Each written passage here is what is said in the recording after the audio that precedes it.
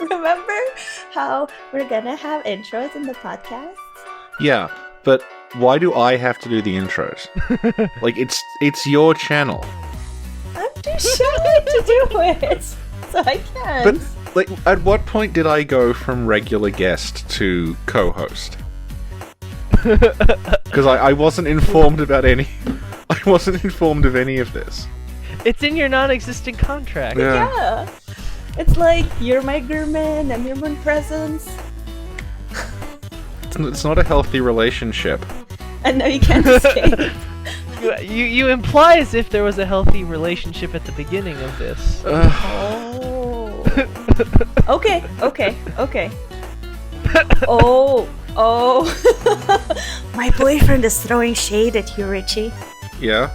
Yeah, he's like, Rich is full of excuses. Oh.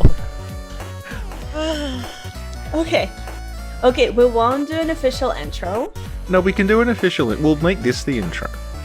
Yeah, this will be the intro, but at some point you gotta be like, this is Rich and Sin listening to the snack cabinet. Wait, sound like that.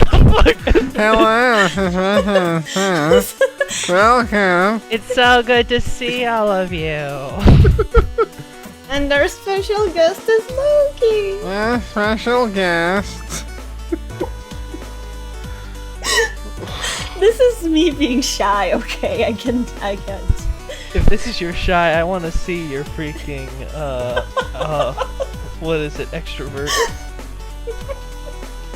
No, because it is me shy, because I'm like turning away from the microphone so you guys can see. You're not even in person. There's no need to turn away from a microphone. Richie, Yes. tell Lokey, I'm very bad at this. I'm very bad at presentation. I think it's clear at this point that you're very bad at presentation. Oh my god. Oh, shade is being thrown left and right today. This is the great reunion. Great reunion. Okay. Okay. A little enthusiasm, please. We have a fucking guest, Richard. Yeah.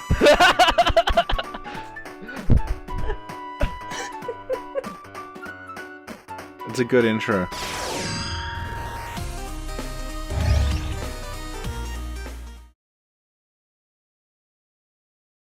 Did you miss this? Did you miss this part of your week?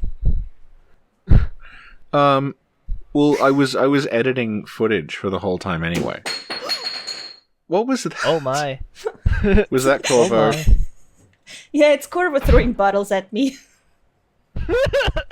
It's like, stop being mean to Richard, Mom! Yeah. He's a good cat. Okay. Yeah, sorry, so you were recording, you were editing footage this whole week? Yeah. What kind of footage? Well, video footage, obviously. I fucking hate you so much sometimes! You know what this question means, Richie. Answer the question. Yeah, I am making new videos for my channel. That's what I've been doing. Yay! Yeah. Well, no. Why are you making this about you, Richard? All of a sudden, we have Lokey on. This is about Lokey. No, it's okay. It's okay. I'll just blend into the background. Just look at this avatar. It totally doesn't stand out. Which one? Your Velka thing or whatever this is? What is the face on the Velka? Oh, it's from a series called Oremo. My Little Sister Can't Be This Cute. And it's actually got a funny story behind it. When I first made the account, I was thinking, okay, I don't want to be a channel that's taken too seriously. Like I don't want people to be like, I don't want to attract all the edgy crowd or something like that. So I was like, okay, so how can I kind of just have a little bit of a twang to it? I was like, okay, so who's my favorite character? Okay, Velka. Okay, so that's pretty basic. So what do I can do with that? Okay, what if Velka was a tsundere little sister who was totally obsessed with porn games? Like, what if, like, that was Velka? And I was like, okay, so then I got one. I put that face on there, and I was like, okay, we're Lokey, done. this is a clean channel. Oh, sorry. Arrow games, there. No one will understand it, so. Get past the censors. Alright. Before the YouTube robot police come after you. Yeah, the clean police of the Sinclair Discord. Just all those bots like me, like, oh my god, he said porn. Delete the channel. 3 copyright strikes automated. Oh my god. I haven't gotten any copyright strikes lately, which is pretty cool. Lately, that's a good sign. Yeah, because sometimes Richie and I get copyright strikes, but it's on, like, things we say. Yeah. What, do you, like, make a reference and they're like, oh, you made a reference, you need permission for that. No, it's literally like, hi Richie, how are you? Copyright strike. Actually, you're, like, singing classical music. Yeah. Like, okay. YouTube is so stupid sometimes. Yeah. So, Lokey. Since the last time you were here, everybody was all like, yay, Lokey, yay, translations. Everyone loves you, bro. Oh, that's good to know. Yeah. That's enough. That's better than being ignored, I guess. Yeah, so I was like, Richard, we have to have Lokey back. And Richard was like, no, I don't like him. And I was like, listen.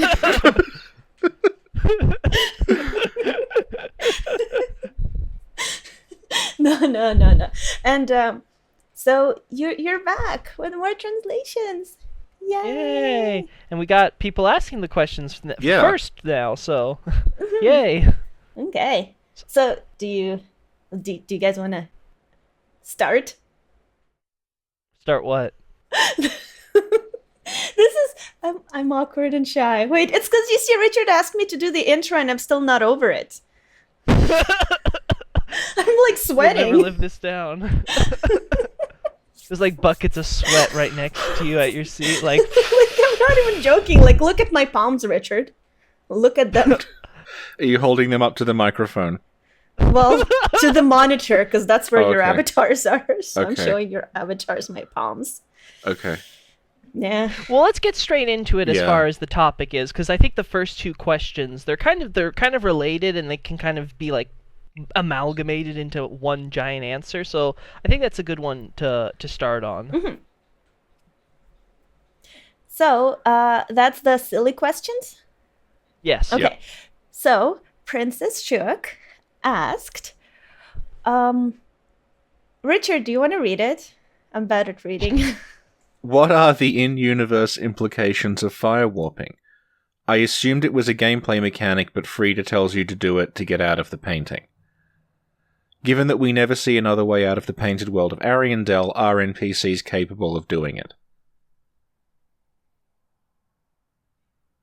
So that's actually, I think, a good question as far as because it goes to a fundamental part of like when we talk about Souls lore is sort of, okay, what is just a gameplay mechanic, what is just lore, and what is when the two kind of intersect and it gets blurry and trying to determine, okay, how much was this done for gameplay and how much was this done to lore? Because sometimes there is a case like, say, some of the basics would be, of course, we have a menu screen, and we're like, okay, well, we never even think about it. We're like, yeah, menu screen, yeah, that's not happening in the Dark Souls universe. Yeah. Like, no one's just opening their screen randomly. Or, like, a giant screen doesn't suddenly appear behind them and do all this shit, and they just, like, magically just stand there, and they suddenly have weapons and armor apparate in their hands.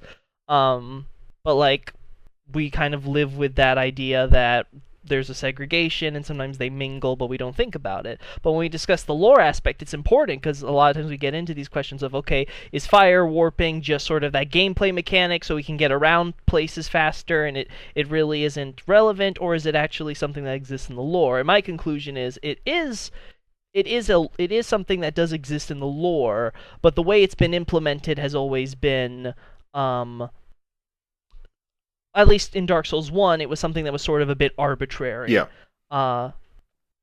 So we, as I think all of us may know off the top of our heads, the Dark Moon Nidus mentions that all the bonfires are linked and they're connected, And even in the Japanese text, that's pretty straightforward in the same way, in that they are all none of the firekeepers may be able to ever meet each other, but those bonfires aren't just individual stations; they're also part of a larger network, we could call it.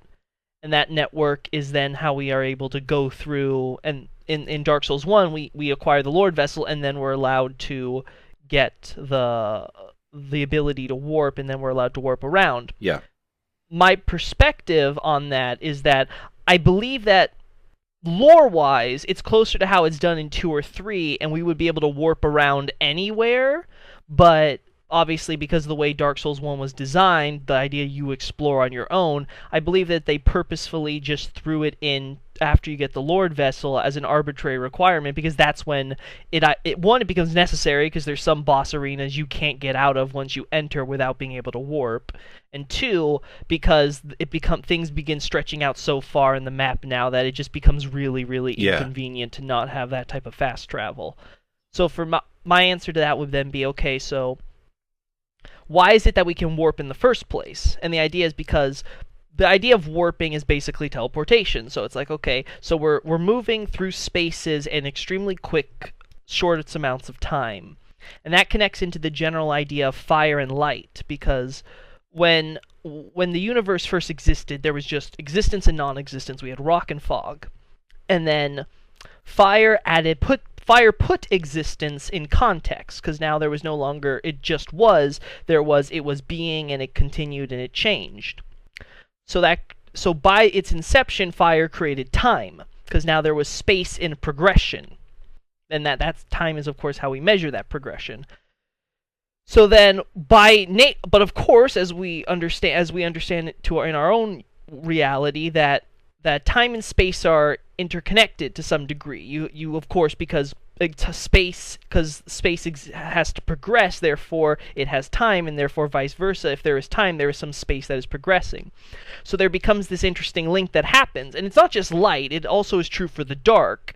And it seems like light seems to take the space-time from the time angle, and then the dark seems to have the opposite, where it seems to largely approach things from the space angle, I've noticed. Right. And that seems to be where, but both end up kind of overlapping and intersecting in their own fields of magic, because they're still based on the same core principles, and they're interlocked still. And warping is just sort of an extension of that through fire. Now, bonfires themselves are... It's hard to determine what bonfires exist in the Dark Souls universe, because it's part of a larger checkpoint system. Because we all sort of go from one bonfire, then we light another one, and okay, now we have a checkpoint there that we can always move for. But how many of those bonfires exist? Now, we know in Dark Souls 3 they were exploring the idea of maybe you just making your own bonfires. So was that something that they were going to add to the lore, or did they cut it because it wasn't lore-friendly? That's another important question. But we know, at least in Dark Souls 1, there were 3 bonfires we can say for absolute sure exist, and those are the 3 bonfires with firekeepers. Yeah. And it's not clarified if a bonfire in lore would be able to exist without a firekeeper. The closest we can get to that, in Dark Souls 1 at least, was with Soulsborne, because we see Soulsborne in Anor Londo is sitting cross-legged right next to a bonfire, as if like he's sitting in front of it. Yeah. But for all we know, Soulsborne could just be sitting in an empty room, just chillaxing, and that bonfire isn't actually canonically there. They just thought of it because it was a nice image and it had a cool aesthetic. So that's sort of where I am on that angle. And as for specifically the painted world, there definitely is... Frida makes this mention in the lines about how the fire is currently disappearing of the bonfire, but it's still there and you can still use it. And we know that there are undead like Gale that are in the painted world. So it would be conducive, if you're going to have undead in your country, to have bonfires for those undead to kind of manage their curse. And then so that's a good so that's a solid explanation on why there would be bonfires there. As for if there's other methods besides the bonfire to get out, I would say yes, if only because Sullivan was a young sorcerer. It's been a few decades since then when we meet him. So clearly, and it's clearly he's not just some undead who just would take the bonfire out of the painting and teleport to wherever. So it seems like there would have to, and obviously in Dark Souls 1, we jump off a ledge, and then we end up outside the world. So it's clear this world isn't just like, if you don't got a bonfire, you're stuck. So that's all I'll say for now. Yeah. Comments, thoughts? Well, the way that they're linked makes me think of the Archstones in Demon Souls. The way that there's the Nexus, and then there's the Archstones that they're all linked together, sort of holding everything together. And in the project, I make a point about that because the way that we have these individual beacons, and then there's the fact that they are connected in a network, and we're able to therefore access any single area that we're at least aware of in the network from there. Because theoretically, if we could have always warped in Dark Souls 1, we could have avoided all the trials and gone from Firelink Shrine to the Dark Moon Nidus. Yeah. But we don't, because we don't know that it exists, and we don't know where we would be going. Even when you have the Lord Vessel, there's about more than half the bonfires you still can't warp to. There's only a specific number you can actually warp to. Yeah, and it seems to be to some extent possibly arbitrary. Like, well, we know it was arbitrary because they patched a bunch of them in later on. Yeah. So it's clear that they don't really decide, and they did the similar thing with there was an item too where they gave a cursed stone, I think, to the female merchant. Yeah. To help with some of the curse issues. So there definitely are instances where sometimes they will add items that, sure, it's not like they're lore breaking per se for that person to have them, but it's not really well thought out at the time why they would have them. And the remaster changed a couple of items as well. They actually added a bonfire, and they Yeah, I recall they added one in Vamos's room. Yeah, they added a bonfire in Vamos's room, and they gave the dried finger to the merchant in Undead Burg. Yeah, which was a weird choice, I think, because there really isn't any connection between him, but I get why. It seems like they just, and it's like, what, did he meet a Corvian, and it was like he killed a Corvian, and it's somehow, like, it's definitely something that you could tell they just did it because it was like, oh, it's an early game guy, he's a guy who sells weird knickknacks that he steals from houses, maybe one of those people had them, and they wanted, like, that level of online from the beginning, so obviously they give it to that guy, Yeah. So it's clear, and if someone were to tell me, okay, well, which one should we look at canonically, I would say, well, look at the original game canonically, because that's where it was originally intended to be in the first place. Yeah, because it's the one that actually fits in the context. And the remaster was outsourced; it wasn't internally. Yeah, definitely. That's the other thing is a lot of people will think. We talked about this when it came to the new comic, as well, is that a lot of the outsourced material. How much of it can be considered reliable, and it seems increasingly obvious that if it's not even done by From Software, it's probably not something even worth paying attention to. Yeah, because Dark Souls Remastered isn't the same thing as Scholar of the First Sin, which was internally From Software. And it's even advertised as the definitive edition. Yeah. We fixed all our fuck-ups, kind of, we promise. Yeah. So, like, there's definitely different intentions going into that. Another idea that's really interesting, I think, that when we get into, and I think it's connected to the next question, and that question was, let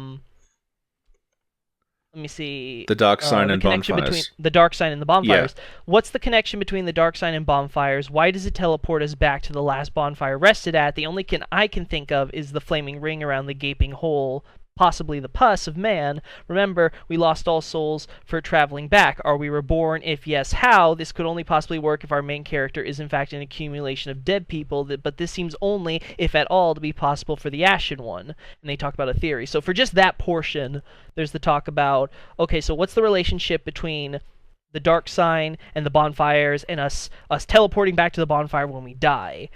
And I go back to my point that it's connected to that checkpoint system. Yeah. And that Dark Souls mechanics are revolved around a checkpoint system where there are arbitrary bonfires which don't necessarily exist in lore. They exist simply because that's where they want to have a checkpoint. And then the question becomes, okay, so does that mean then that there's only 3 bonfires in the Dark Souls 1 world, say, with the 3 Firekeepers, and those would be the only ones we could actually teleport out of, and everything else we'd have to just assume our character somehow got around without ever using them? Possibly, but the core issue would still be determining, do we respawn? Like, as far as like, does our character die and then the body and us somehow teleport to the bonfire? And my answer is no, most definitely not. One of the biggest reasons would be that the crestfallen merchant outright tells us what happens with the bodies that are hollowing. He talks about how his wares are stolen from those that have fallen in Sen's fortress, and he outright says that what he does is he goes up to the bodies, he strips them of their belongings, and then he takes them with them, and he makes sure he does this before they wake up and go hollow.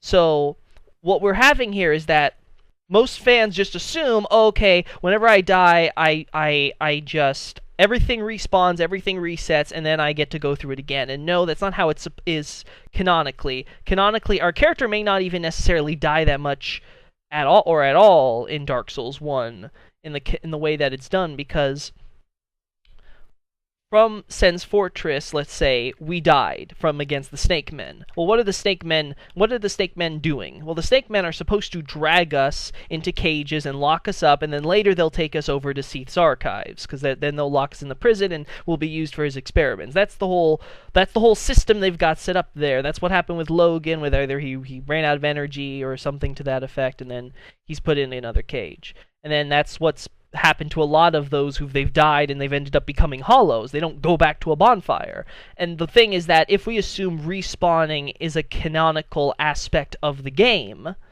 then why aren't bonfires literally death traps, the worst in the entire Soul series? You would never want to ever be near one. Because everyone would be respawning at them. Yeah, all the hollows would be respawning there, and you would die and go crazy. So no, we can't work off the assumption that, okay, respawning is a thing in this universe. No, what happens is you die, you fall down, and then you wake back up later, and you're kind of looking dead. You're like, oh god, I'm lucky. I somehow didn't wake up as an insane monster right away. I got some time left. So that's what happens with Oscar in the asylum. Because you find him, he dies on screen, he fades away, and then when you go back, he is hollow, but he's in the same cell. Yeah. Same boss, same enemy, same body, say for instance. And that's the thing, is that the whole, like, our bodies disintegrate, or they disappear, or why that isn't really relevant, honestly. It's done largely. And a part of this question, I think, if I look back at it, for another part of that question that was asked, let me see if it's here. Right. Why do we lose our souls? That seems to be central to traveling back. Why does the Age Feather and Homeward do the same thing without the soul losing part? Do we actually travel back, or do we teleport? Why specifically the last bonfire and not any bonfire or the nearest bonfire, which would make more sense for Homeward Bone? There must be something specific we do at those bonfires that connect us to the curse, at least the sign with it. And this goes back to the thing, okay, so let's determine the gameplay. So we've determined now, with the Crestfallen Merchant, that when you die, you don't respawn. You're supposed to just die in place. Yep. And I would tell people to recall the Dark Souls 1 cinematic with Anastasia. She has an ostensibly dead knight. She has that knight, she cradles him on her lap. And that knight then cuts from that knight and his hollow-like appearance to the dark sign kind of the flames of the ring of the dark sign resurging and going back, and they juxtapose that with the talk about, okay, there's this undead curse where they're coming back. So that's really what's going on with the death and undeath aspect. So then the question is, okay, so what does losing our souls mean something? Yes, it does, in terms of it's reflecting an idea that is in lore, which is that the dark sign being, well, dark, it has this soul feasting property to it. It has this nature that just sort of it devours souls. So it seems that when we are killed, this seems to some extent accelerate and it's possible this is related to the concept of will, because we have this idea where even hollows seem to be able to retain some sanity based on their will and their ability to sort of hang on. And this seems to be a theme in a lot of Miyazaki's games, where he sort of puts in this idea that you kind of struggle on and you hold on and you kind of keep yourself anchored into your own sanity. But then the problem becomes, okay, so we're losing our souls because the dark is eating them while we're knocked out. Okay, So then, do we actually ever go back and get souls then? No, what happens is they made that a mechanic because they want to give some reward for players who play more carefully after they've already been killed and give them a chance so that they can get it back. It's not something that we'll see. And as for the Aged Feather and the Homeward Bone, both of those, and let me pull up the Homeward Bone in particular, because I know I've got the text for it. So one of the things that you need to pay attention to is this line where it says these bones are they're part of the bones that you find fueling undead bonfires. So we can all agree that most bonfires besides the Lord Vessel are made off of the bones of the undead. Yeah, you can see bones in them as well. Yeah, so you can't really deny that aspect, that they're used and that's where they come from. And when these bones are imbued with the power of Homeward, it's a result that it's because it seems that feelings and power in Dark Souls isn't something that can be so just like constricted to like this omniscient force, separate force entity. It's embedded into the reality of the universe. In many ways, magic can be considered like a law. Actually, it is. It's very much a law of the universe in Dark Souls. That's why the sorcerers study it like a science, because this is basically them studying physics. Yeah, and it's why Logan and Seathe can improve on it. Yes, it's the idea of, okay, we can make and we can build and we can develop and we can kind of try to understand the full breadth of the universe. So like Seathe's crystal magic would be the equivalent of like, say, quantum physics or something for a medieval society. And it'd be like, whoa, this is fucking insane. And then we get into the whole, okay, so when the universe, because power already existed when there was rock and fog, but then fire sort of kind of added its own thing to it. It contextualized that power, but it did something really important too. It transferred power, and it affected things, and we see this with embers. The principle behind embers is that it's based on the principles of smithing. We heat up the metal, and that causes the metal to become more malleable. That's the basics to smithing. And then you shape the metal into however you want. But in Dark Souls embers specifically, and they're called coals in Dark Souls 3, but they're the same thing. Yeah. So, they're the same thing. Its idea is there's a seed fire that's doing that. So then we take that fire, and we heat up the metal, and then what we do is we transfer the properties of that fire into the metal. So if you have a magic ember, it becomes a magic sword. That seems to be how it works, generally speaking, and that's how it sort of uses it seems like heat and cold to some extent are sort of like mediums for transferring power along the way. So then Homeward Bone just takes that principle and applies it to feelings, where the feelings and emotions, the conceptual, has its own power. And we see this with faith and miracles, the idea that your belief and convictions itself has a power to it. And there's a lot to be said about like sort of the conceptual and sort of the metaphysics there, but that's entirely separate topic. So let's just focus on the idea that the magic power of Homeward, of returning to where you came from, goes there. So why is it that we go to the last bonfire we rested at and not, say, the nearest bonfire? That's probably because the last bonfire we rested at is the bonfire that the player character is most familiar with at the time. Because that is their last, let's say, their home, their last settlement. That's the last place they kind of pitched their tent. And they squatted and said, this is my home now. Because the idea of Homeward, like the idea would be, okay, why does the quote-unquote curse twist Homeward so that way you go to a bonfire instead of, say, your actual home in your homeland? Well, I would say, well, is it really twisting the curse? Because even the miracle doubts this. It's like, okay, is this really what's happening? Or is it that this is just what the undead thinks of? Because Homeward is just taking you to it's using what you perceive and what you conceptualize and what you imagine and you are convinced is your home as where it will take you in the end. And that's how Homeward works for normal people. what undead feel when it comes to the bonfire is that they've been rejected by everyone in the world of man. Nobody loves them. Most people want to kill them, if not just throw them away, and if they're lucky, they're just exiled. So, like, there's no really... And even Dark Souls 1, the Japanese text actually makes it really obvious.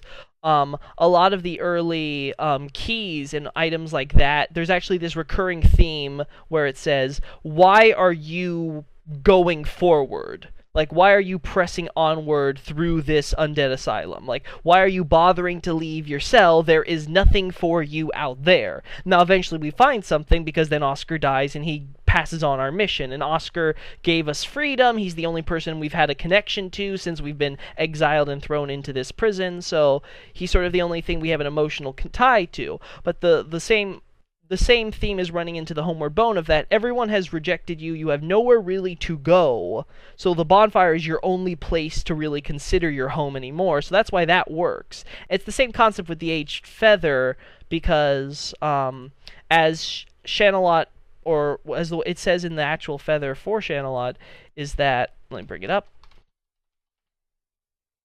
No, I had this. I know I had this. Feather. Okay, I did. So the idea is it's an old bird feather, and it returns you to the last bonfire. Same thing as the Homeward Bone, but it can be used repeatedly. And the idea to it is that the child of dragons that only knew the shut-away life continue to entrust her longing for freedom to a feather that strayed from somewhere. So the idea, let's say that Shanalot was locked into a prison, and a feather just happened to fall into her, I don't know, cell, room, whatever it was. She was confined there. It's like, okay, what am I going to do with this?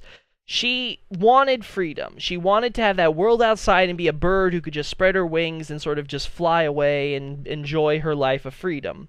And obviously she uses her manifestations and things in 2 to kind of get around and stuff like that, but she wants her own freedom. And as a result of that strong feeling of longing, of wanting that freedom, that power was transferred into the feather she had and gave it its own abilities. So that's how we're able to use that same power, and that's the principles that we're going to. So it's not that the bonfires or the curse themselves are the origin of that. It's that other principles surrounding the curse, and in part because of the circumstances that arise from a curse, cause these items to have these sort of powers that we can then take advantage of. Okay. So Thank you. Yep. And that was a question from Princess Fumbling Forward, so thank you for that question. And the next one is a good one. It's from Marty, and it's a really interesting one. Richie, could you read it? Which one is this? Because it's a very long document. Okay, I'll send it. Is it the start of page 2? It's basically, it starts at the end of page 1 with what exactly is. Okay. What exactly is the relation on Gwyn's actions or thoughts with regard to the Guinevere and Seathe situation? Sometimes it seems like he endorses it, other times it seems he finds it shameful. That's a complicated one, because I'm not allowed to answer that in its entirety right now. Good. I hate those moments. Yeah. Because I've talked about it with you guys too. It's know. like, damn it. But yeah. So what's the best Marty's answer to take, this? I'm trying to think. you can see in the add-on below. Richie, could you read that? The one about Seathe and Guinevere, starting there. Seathe and Guinevere likely procreate with Guinevere in order to create Priscilla.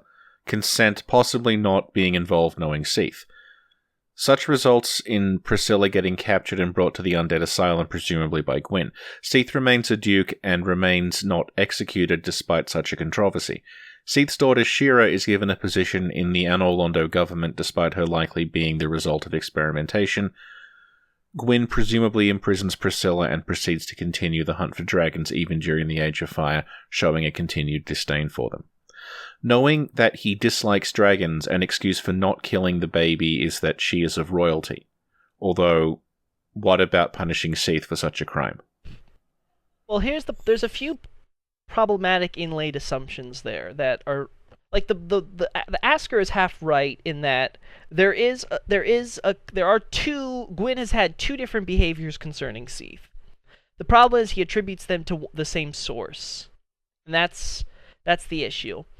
So one is, I can say for certain that Shira and by extension Priscilla have no relation to experimentation. Right. There's nothing non-consensual or sort of, what's the word? Shady inherently to their births. So that's something that we have to lay too. So the question is, okay, so why did Seathe and Guinevere have this so-called fling? There's one thing that for Priscilla, and the question I would say is, okay, we have to go back to Yorshka. Richard's favorite. So I'm sorry, Richard. We're gonna have to talk about Yorshka. That's okay. As long as you're talking about Yorshka and people aren't asking me to explain Yorshka, it's fine. Okay, so the thing with Yorshka, because I can actually talk about Dark Souls 3. So Dark Souls 3 Yorshka, a lot of people seem to be caught up on the relationship that, oh, she and Gwendolyn are brothers. And, well, Yorshka's probably Priscilla's daughter, therefore all these other things that come into the whole relationship thing. Here's the problem there. Yorshka has no relation whatsoever to Gwendolyn, so far as being like siblings from the same father type of deal. Right. Because Gwendolyn is Gwyn's last born. He's the youngest child. He's the last child that he's ever had. Yorshka is Gwendolyn's younger sister. So if they are siblings, they do not. It's not because they share a father. It's only because they share a mother. So by that logic, we can conclude conclusively that Yorshka is Priscilla's daughter, and that Gwendolyn is Priscilla's son. Wait, did I say that right? Yeah, I said that guess, right, yeah. Yeah. So the relationship that these two have is as half siblings. Right. So they have the same mom. Wait, let me see if I got that right. Yes, they have the same mom. They have different dads. This reminds me of when Rich explained the cleric beast. This is amazing. I love it.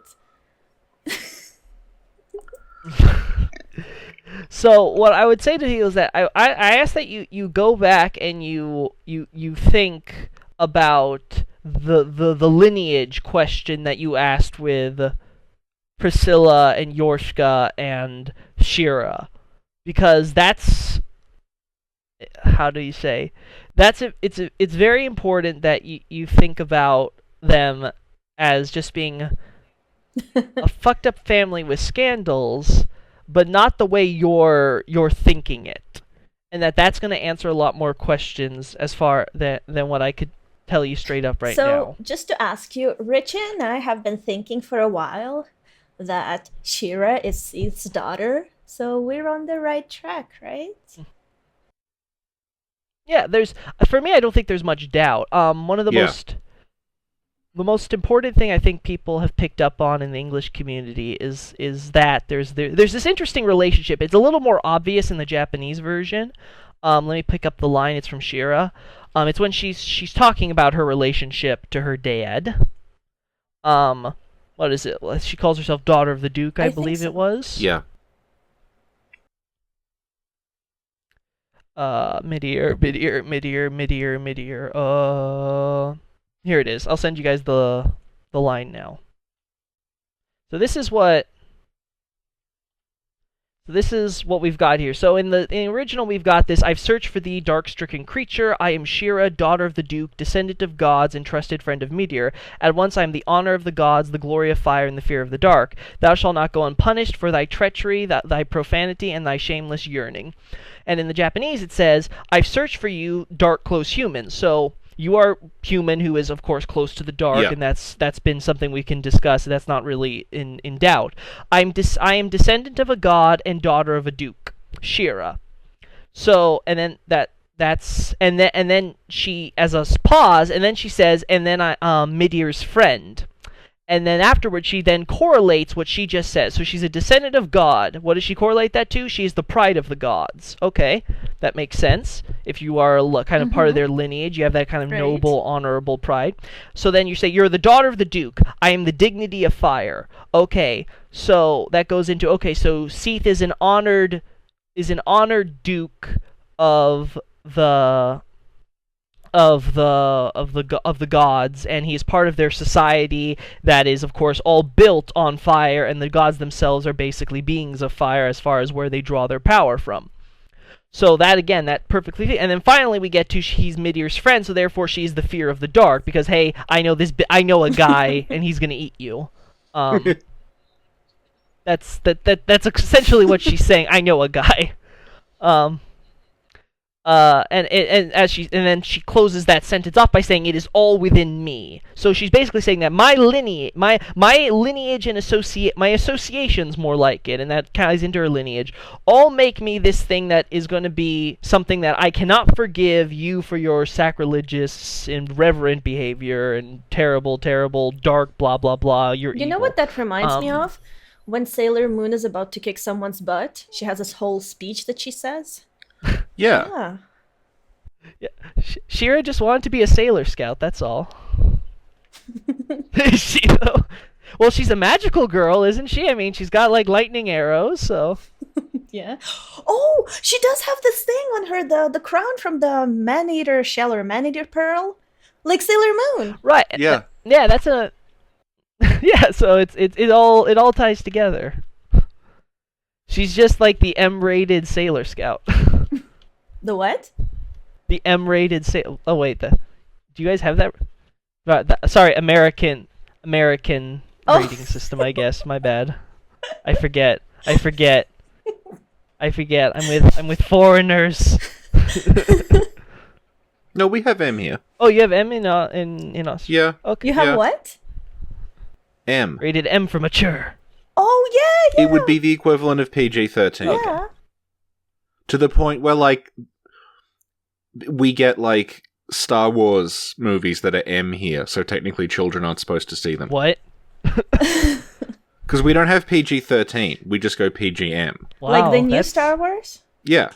So, I don't know if the most recent one, but, some of the prequel trilogy was M. You kids weren't supposed to see Like it. the prequels with the... Because I know in the US, I know only episode 3 was PG-13. All the other films got PG. Yeah. And then... Has that changed with the new films? Are any of the new films, Well, because we go PG, then M, then MA, then R. What's MA then? So is it MA is absolutely restricted to 15 or over. M is this is not enforced, but you're not supposed to see it. Oh, okay. It'd be the difference between PG and PG-13, basically. Okay. That seems kind of weird, though. Yeah. Why would you even... Never mind. I'm yeah, not we gonna didn't question have that stuff back in Russia when I was there.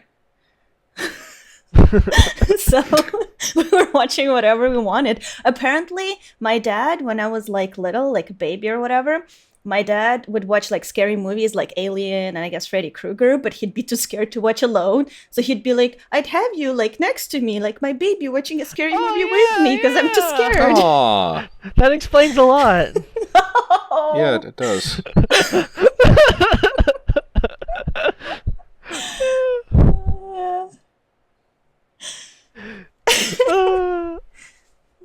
Crazy.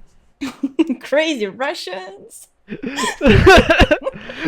Alright. Well, so as part of that, there's two other things that I noticed was that to that question, there was two things that were being said that I thought were worth discussing. One was that they thought the only idea I can think of for why Gwyn doesn't execute Siethe for the scandal he caused is why he would not want to eliminate him is that to have Havel captured Priscilla and brought her to the undead asylum, and that's why it got over. And his answer was, since he was a bishop from most likely the Way of White and disliked dragons, that would be the only other suspect and motive I can think of. With the Black Knights, we find they're eventually not being guards, but Knight Center Retriever. So I have two things. So I have those two topics: the Havel aspect and the Black Knight aspect. So the Black Knight aspect, let's go through first because I think that's the easiest one. I don't understand. I'd like to understand why they think they're there as guards, because I've always understood that that's just because they wander and they showed up there. So yeah, the one of the plans they never went with Dark Souls was that the knights wouldn't be leashed to one area, and they would actually just wander around Lordran. And that would have been... But they ended up leashing them, yeah. Probably because they didn't have the technology with all the way they set up areas and stuff to have them like spawn in, spawn out, and stuff like that. Yeah, you can see that still in the item descriptions where it just says that they wander Lordran very specifically. Yeah, and that seems to be what the Asylum was intended to do. You go to a later version of the Asylum, and now the Black Knights have wandered there, and they're fucking up the place. And a lot of the more stuff have gone in. So I don't see the idea that they're guards, and I don't see why they would be there to free Priscilla, especially since Priscilla's been in the Painted World. Well, she kind of has to be in the Painted World since before the events of the fire linking and all that, which would burn the knights and turn them into mindless.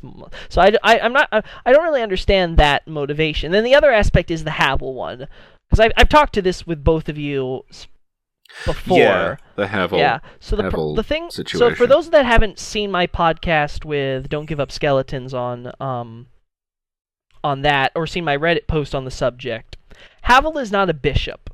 He's not even a priest. He has priests. There are priests of Havel in the same way there are priests of Velka and priests of Gwyndolin and priests for the Way of White and Lloyd. The idea is that Havel's in my estimation, Havel is a Silver Knight. They're the ones we see fighting beside Gwyn in the cinematic. He was a comrade in arms to them.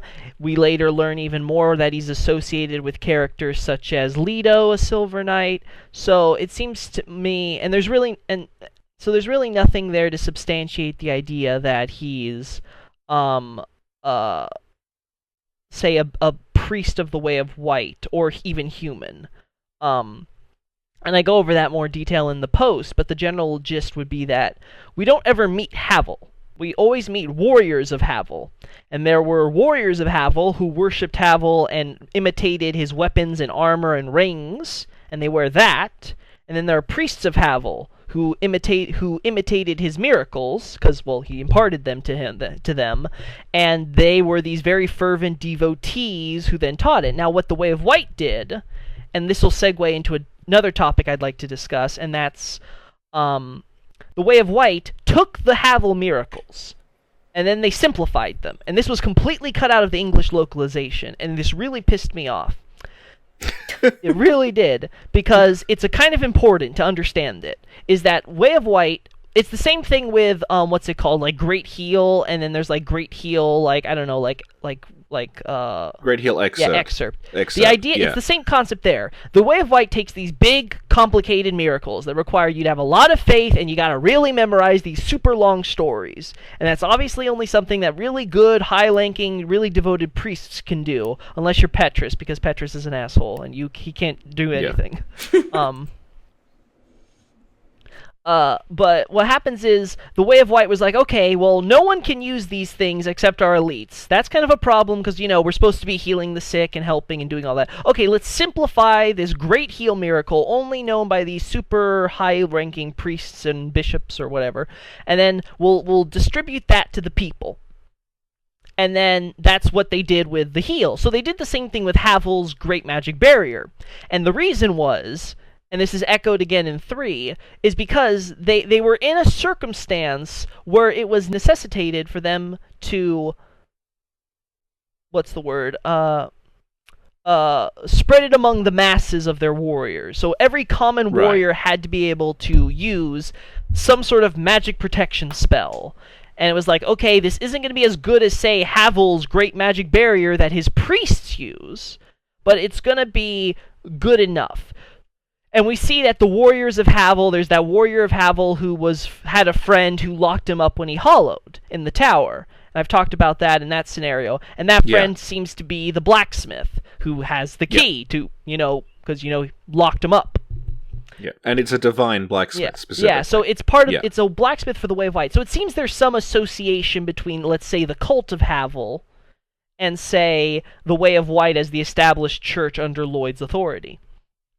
And they've kind of been collaborating. And we see a similar thing with Guinevere. We see some lesser miracles that seem to be like downgraded versions of Guinevere's great miracles. The holy women wear outfits which were intentionally designed with Guinevere's own attire in mind, as we can see in concept art. So there's this sort of collaboration going in. But that's where it gets into the interesting part. Okay, so why was it that the Way of White suddenly felt the need that they had to make sure there was anti-magic spells among their common soldiers? That would imply that they were fighting a huge magic force. There was this wide magic force, and they needed their army as a whole to have some protection against it. Okay, so so we need something where there's an army of magic users or sorcerers that they would have to do so. And Dark Souls 3 echoes this with the spell in 3. It's the same. I think it's the very same spell even. It says, hey, there was a time when the holy warriors or priests of the Way of White and sort of sorcerers were at war with each other for a very short time. Okay, so Dark Souls 3 reaffirms that there was in fact the conflict. And this is a general trend you'll notice with 3, is that it makes a lot of things that were implicit more explicit, and that's just how the Souls series seems to have progressed the games. It was like, well, we've kind of hit a wall after 1. What do we do? Well, we'll just keep on rehashing the same thing but make it more obvious until people get it, and people still don't get it. So it's like, fuck. It's like, what do we do? We make Sekiro. Awesome. That's the real reason there's no Dark Souls 4. From Software just gave up trying to bash our heads in with the lore. So then, okay, so we go. Now this goes into my thing. So I've been wanting to work on my Logan Reddit post, and thankfully I got my sutures out. So now it's like, yay! I can finally work on that without any freaking having to like walk on a terrible foot. But the Logan post goes into this, and it's important because it's part of Logan's lore. There's a few. Oh, hang on, let me open that. I knew I should have copy-pasted that thing to send to you guys first. Oh well, let me grab it first. What are you looking for? No, it should be my delete later. Yeah, this should be it. You know what? Let me just look Logan. You're like hoarding lore. Yeah, I like hoard all these posts. Vinheim post. Okay, it's Vinheim post delete later. Okay, good. So let me just send like the simple version to you guys here. I love this drag and drop thing. This is like the greatest thing I've ever seen in existence. Yeah, Richie, I taught that to Lokey that you can drag and drop files in Discord. Yeah. I feel so proud. Yeah. I feel like I contributed to society as well as the community. Alrighty. So, okay, let me go back. So, back to my ranting, I guess. Sorry, guys. No, it's all good. You're actually, like, clearing stuff up, and Dark Souls is starting to make sense. Oh, no, we can't have that. Let's go back to everything being convoluted. It's not supposed to make sense, remember? It's all convoluted. Even Yorshka is starting to make sense, Richie. Maybe that will rekindle your love for her. Richie didn't even laugh at this one. Just like, no, not funny, Sin. Well, my relationship with Yoshka is a bit more complicated than she doesn't make sense. Listen, good girls are worth fighting for, okay? But she's not. Rich is just salty because he spent an entire long weekend getting either like fingers or feet or ears or noses for Yorshka. Yeah, the ears. Yeah. That was a fun platinum. It was your choice, Richie. She didn't force you to do it. She just sits there in a chair and does nothing. So it was literally all you. I just want to know why we don't tell her, hey, there's this invisible bridge we jumped off. We can get you out of here, like, you know, save you from your, like, hell on earth. I told her! I was screaming at the screen for 15 minutes! Nothing happened. Like, hey, Hey, no, I just want to say the Ashen one is a closet asshole. Like, he just wants everyone to suffer, and he enjoys it. Like, he just sits there in his sadism. Like, I'm certain the canonical ending is we just fucking stab the firekeeper in the back, then step on her head and be like, "Ha ha! Gotcha, bitch!" God. Like that. Like that is my headcanon for how the Ashen one behaves, because it's the only thing that makes sense considering the amount of I don't give a shit moments he seems to have. What kind of I don't give a shit moments? My Ashen one is a very caring human being. Apparently not caring enough to save poor Yorshka. No, that's Richie. In my game, in my version, actually, no, I lied before. In my version, she does come to the shrine with me. Oh, I see. Yeah. And we get married. We have a beautiful ceremony. Poor Omri got left out. Yeah. Just waits in the tomb for all eternity. Is he/she coming yet? Yeah. But when you say you marry Yoshka, did you, like, marry her or did you stab her through the face with a sword? Well, that was the second part that I was getting at. And there's only one way to get married in Dark Souls. Yeah. Is there a difference? I mean, come on, Richard. We've all gonna go through a marriage ceremony where we just stab our beloved through the chest in order to obtain dark powers. Yeah, were you guys traumatized? I guess maybe you may have expected something like that because you guys played Dark Souls 1. I never did. So when it was like press X for something, I was like expecting something good to happen. It's like wake up the princess. Yeah, exactly. And then she'll never wake up again. Yeah. This is why I have trust issues. It's all Miyazaki.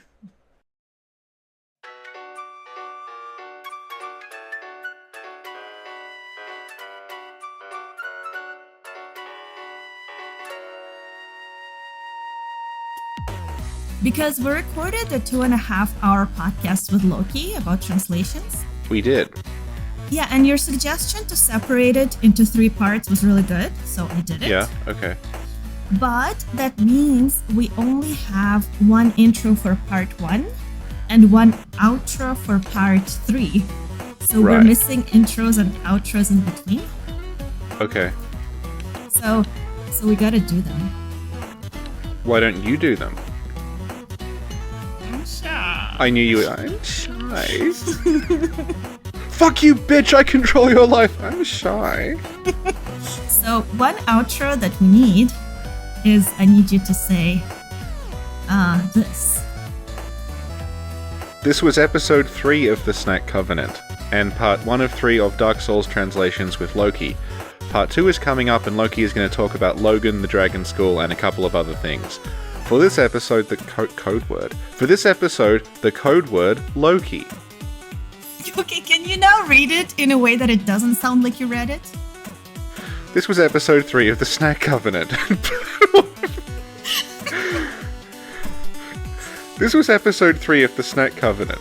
Part 1 of 3 of Dark Souls translations with... This was episode 3 of the Snack Covenant. Part 1 of 3 of Dark Souls translations with Lokey. Part 2 is coming up, and Lokey is going to talk about Logan, the Dragon School, and a couple of other things. For this episode, the code word is Lokey. Thank you. You should be doing like commercials. Yeah. My cousin did commercials, and it sounds nothing like her. To the point where I was like, are you lying? Are you just pretending this is you? But it is her. Oh, snap. Oh, also, Richie, you have to tell people to look in the description for stuff. What am I telling them to look in the description for? Just whatever stuff. Just like, look in the description. Look in the description for whatever. Yeah, exactly. This is going well. Great outro. Okay. Now, we have to do an intro. I guess I'll read this one, because you read this one. I can do better than that. I'm no longer shy of because of what a horrible job you just did. Yeah. Just leave this whole thing in.